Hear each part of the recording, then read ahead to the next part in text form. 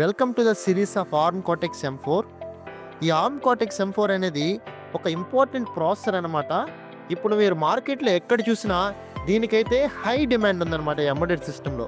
ఈ ప్రాసెసర్ని మనం ఎందుకు నేర్చుకోవాలి, ఈ ప్రాసెసర్ని ఎలా నేర్చుకోవాలి, దీంట్లో ఉండే మెయిన్ కాన్సెప్ట్స్ ఏంటి, దీనికి ఎలా ప్రోగ్రామ్ చేయాలి అనే అన్ని విషయాలను అయితే నేను ఈ సిరీస్లో అయితే చెప్తాను.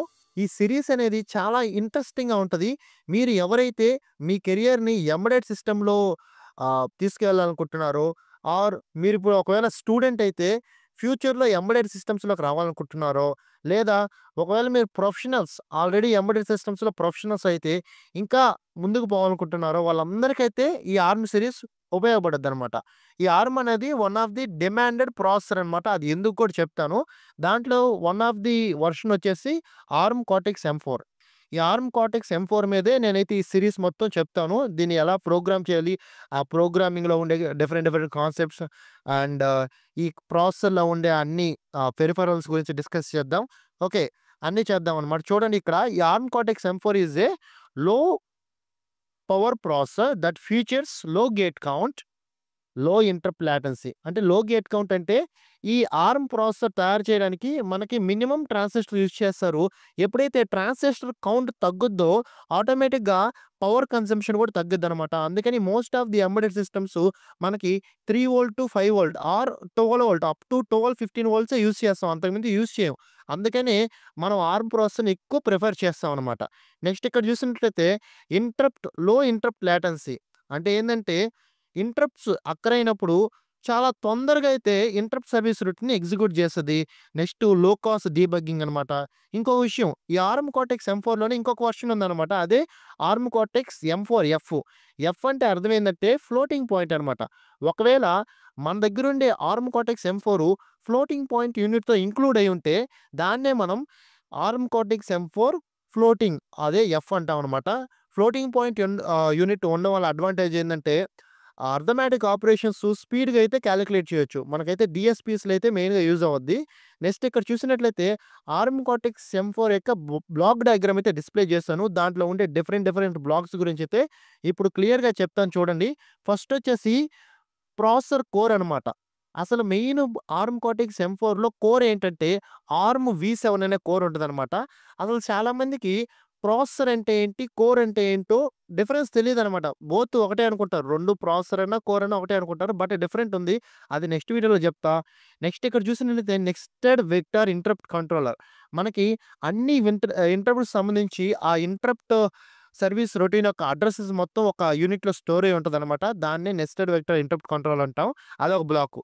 Next wakeup interrupt controller. అది కూడా one type of interrupt controller అనమాట. Next memory protection unit. ఇదేందంటే సమ్ రిస్ట్రిక్టెడ్ మెమరీస్ ఉంటాయన్నమాట కార్టెక్స్ M4లో. వాటిని సేవ్ చేయడానికి, అంటే వాటిల్ని మన దగ్గర నుంచి అలౌ చేయనీయకుండా ఉండడానికి ఈ మెమరీ ప్రొటెక్షన్ యూనిట్ అనేది యూజ్ చేస్తాం. Next DSP, FPU, 3 AHB light, ITM trace, ETM trace.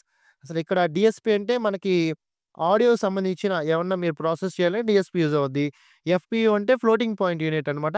High and arithmetic operations use చేయాలంటే. Next 3 AHB lite. AHB అంటే అడ్వాన్స్డ్ హై పర్ఫార్మెన్స్ బస్ అనమాట. 3 బసెస్ ఉంటాయి. అది AHB1 అనమాట. APB1 and APB2. ఆ బస్సుల గురించి కూడా నెక్స్ట్ వీడియోలో అయితే డిస్కస్ చేద్దాం. Next ITM trays, ETM trace ఇవన్నీ వచ్చేసి data watch point, break point unit, JTAG and serial wire. ఇక్కడ ఉన్నాయి కదా 6 ITM trays, data watch point, JTAG, ETM trace, break point unit and serial wire. ఇవన్నీ వచ్చేసి మనకి డీబగ్గింగ్‌లో అయితే యూజ్ అవుతాయి. Next features of arm Cortex M4 చూసినట్లయితే ఇదొచ్చేసి మనకి 32 బిట్ ప్రాసెసర్ అనమాట. అసలు 32 బిట్ ప్రాసెసర్ అంటే ఏంటి, 64 బిట్ ప్రాసెసర్ అంటే ఏంటి, 16 బిట్ ప్రాసెసర్ అంటే ఏంటో చెప్తాను వినండి. మన ప్రాసెసర్ అనేది at a time 32 bit operation చేసినట్లయితే దాన్ని 32 బిట్ ప్రాసెసర్ అంటారు. అంటే ఇంకా క్లియర్‌గా ఎక్స్‌ప్లెయిన్ చేయాలంటే ఇప్పుడు మెమరీలో ఒక 32 బిట్ డేటా ఉందనుకోండి. మీరు ఆ మెమరీలో ఉండే డేటా మీ ప్రాసెసర్ రిజిస్టర్‌లోకి రీడ్ చేయాలనుకోండి.